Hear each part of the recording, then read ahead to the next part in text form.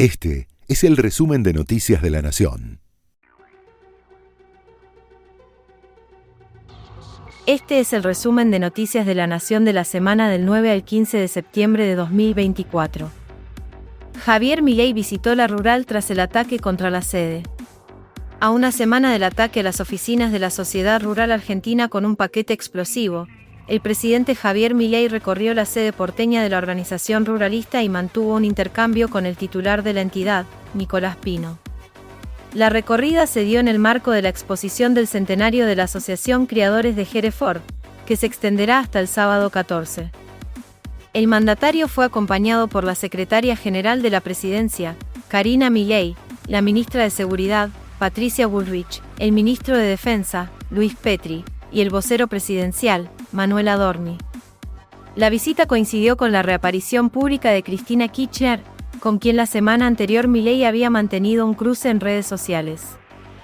Por la noche del sábado, en la Quinta de Olivos, el presidente será el anfitrión de un asado con los 87 diputados que hicieron posible sostener el veto a la reforma jubilatoria. Y el domingo a las 21 presentará su presupuesto para el año 2025 en el Congreso. El discurso será transmitido por cadena nacional. Milei anunció que vetará la ley de financiamiento universitario que aprobó el Congreso. El presidente vetará la ley que recompone el presupuesto de las universidades nacionales y fue sancionada en la madrugada del viernes por el Senado de la Nación. Así lo informó en su cuenta de la red social X. Se tratará del segundo veto presidencial desde que el líder libertario accedió a la presidencia. En la conferencia de la mañana del viernes, el portavoz presidencial, Manuel Adorni, había dicho que el tema estaba en análisis. Lejos de la prudencia de Adorni, el subsecretario de Políticas Universitarias, Alejandro Álvarez, había adelantado el veto en redes sociales. Pasado el mediodía, el propio presidente lo ratificó con una frase. Veto total, fue su respuesta al posteo de Álvarez. El gobierno tiene 10 días hábiles para torcer la decisión parlamentaria, y será el segundo veto en la era libertaria, luego de que hace 2 semanas el mandatario anulara la decisión del Parlamento respecto a la ley de movilidad jubilatoria. Al respecto, esto dijo el vicerrector de la UBA, Emiliano Jacobiti. Creo que el gobierno va a cometer un error si veta la ley, porque va a estar metiéndose con la única cosa que la sociedad legitima o que tiene credibilidad de las que le provee el Estado. Pero seguramente si el gobierno veta la ley, seguramente va a haber otra marcha federal, universitaria, educativa, y no tengo duda que va a ser masiva, porque la sociedad ya mostró que independientemente que haya muchos que votaron a Milei, hay muchos que votaron a Milei que quieren defender las universidades públicas. Cristina Kirchner reapareció en un acto en Merlo. La ex vicepresidenta encabezó un acto en la Universidad Nacional del Oeste, donde le entregaron un doctorado honoris causa. El lema del encuentro fue "Sigue siendo la economía bimonetaria, estúpido", una suerte de continuidad de la carta que publicó el viernes de la semana pasada, acompañado por un documento titulado "Es la economía bimonetaria, estúpido", con críticas a la política económica del gobierno. El informe había provocado la respuesta de Javier Milei y derivó en un intercambio en redes entre ambos. En su exposición, la expresidenta retomó sus críticas y apuntó tanto a la actual gestión como a la desorganización del peronismo. Fernández comenzó saludando a los senadores y diputados que aprobaron el presupuesto universitario, puesto que se considera hija de la universidad pública, en horas en las que se anticipa el veto presidencial. Además, señaló que muy pocos países en el mundo tienen superávit y no quiere decir que los demás sean degenerados, sino que son políticas que necesitan para un financiamiento. En otro pasaje criticó a la Escuela Austríaca de Economía y le pidió al presidente que se siente a administrar al país. La novedad más grande que trajo estos 9 meses, que nació la criatura y el padre se dio cuenta que las ideas que traía de los austríacos y de no sé con la pared de la Argentina, lo sigue afirmando. Y entonces afirma que en realidad es una burrada de burrés total, pero sin embargo su ministro de Economía dice públicamente que no pueden devaluar, que es lo que pide el Fondo Monetario Internacional, porque si no, esto impactaría en los precios. ¿Cómo? no era que la inflación era, como dice Milton Friedman, un fenómeno exclusivamente monetario. Mire, presidente, lárguelo a Friedman, largue la escuela austríaca, case el manual argentino y por favor, siéntese a administrar. Un nuevo paro de pilotos afectó el cronograma de viajes a nivel nacional.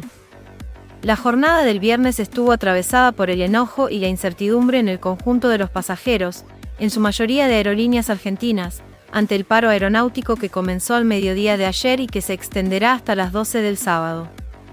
La medida afectó alrededor de 319 vuelos de la línea de bandera y a unos 37.000 usuarios. Esta es la séptima medida de fuerza que la Asociación de Pilotos de Líneas Aéreas y la Asociación Argentina de Aeronavegantes realizan en menos de un mes por un reclamo salarial a la compañía estatal. A la protesta se sumó personal de servicios de rampa, por lo que también se vieron afectados aquellos que compraron sus pasajes con empresas low cost como Flybondi y JetSmart. Desde Aerolíneas Argentinas detallaron que los pasajeros cuyos vuelos se vean afectados podrán modificarlos de manera anticipada en el sitio web o a través de la agencia donde los adquirieron. Además, afirmaron que no habrá penalidades para aquellos que tengan tickets emitidos para volar entre hoy y el sábado, y opten por cambiar la fecha. Esto decía el presidente de Aerolíneas Argentinas, Fabián Lombardo. 319 vuelos afectados, fueron cancelados, 37.000 pasajeros afectados. La verdad que bastante difícil para una situación como en la que está Aerolíneas en este momento, y recién los escuchaba.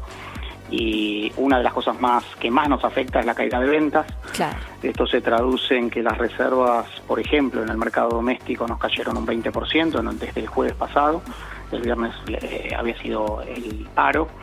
Y bueno, y esto obviamente repercute también en el tráfico internacional y en la marca de la empresa. Entonces, además de los 2,5 millones que nos cuesta este paro hoy, lo que nos genera futuro con la caída de ventas.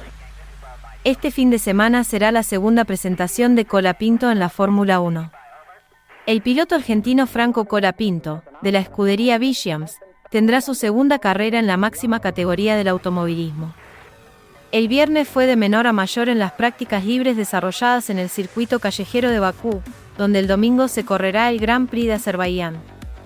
En la primera tanda, el pilarense sufrió un accidente que le impidió completar la sesión y hasta puso en duda su participación en la segunda tanda. De cara a la segunda sesión, la atención estuvo puesta en el box de Williams, cuyos mecánicos trabajaron a destajo para poner el auto azul en pista y sin problemas de dirección tras el golpe. El argentino pudo, finalmente, salir. De hecho, terminó apenas a una centésima de su compañero de equipo, Alexander Albon, en el puesto 14. Hoy desde las 9 será la clasificación final para la carrera, mientras que la competencia largará a las 8 del domingo. Esto decía el piloto argentino. Un día positivo, ¿no? Obviamente creo que los héroes del día son los mecánicos, que la verdad que para poner el auto de vuelta fuera en la FP2 hicieron un trabajo increíble, no almorzaron, estuvieron a fondo todo el día, así que nada, estoy súper agradecido con ellos que fueron los que hicieron posible que tenga más experiencia en el circuito, que pueda completar la sesión en FP2. Y bueno, un pequeño error, ¿no? La verdad que fue chiquito, pero creo que hasta el Monza de la quali fue más grande que pero acá no perdona. Así que nada, una lástima obviamente porque se había roto el auto, pero ya pasó. Creo que tuvimos una FP2 muy positiva. Venía mejorando bastante en mi segunda vuelta, hasta que toqué ahí un poquito la pared en el castillo de vuelta, así que le estoy dando un par de besos a los muros hoy, pero bueno, nada, estoy acostumbrándome todavía, es un circuito complicado, así que sigo agarrando ritmo, confianza de a poco. Esa confianza que te necesitas en un circuito callejero viene de a poco y cuando tocas la pared se va rápido. Argentina le ganó la serie de Copa Davis a Gran Bretaña y busca su pasaje a cuartos. El equipo nacional se recuperó de la caída en la primera jornada y se impuso ante Gran Bretaña en la segunda serie de Copa Davis, que se disputa en Manchester. Los dirigidos por Guillermo Coria se aseguraron el triunfo tras ganar los 2 singles de la mano de Francisco Cerúndolo y Tomás Echeverry. Más tarde, el doble integrado por Machi González y Andrés Molteni perdió su encuentro. La dupla había sido la responsable de ganar un punto importante ante Canadá. El representativo nacional afrontará la última serie del grupo desde las 9 de la mañana del sábado ante Finlandia, que cayó 2-1 ante los británicos en el debut y luego sufrió una derrota 3-0 en manos de Canadá. Con los norteamericanos como líderes de la zona, el conjunto albiceleste buscará asegurarse uno de los 2 pasajes disponibles para los cuartos de final pautados del 19 al 24 de noviembre en Málaga. Para no depender de nadie deberá derrotar 3-0 al combinado finés. Este fue el resumen de Noticias de la Nación.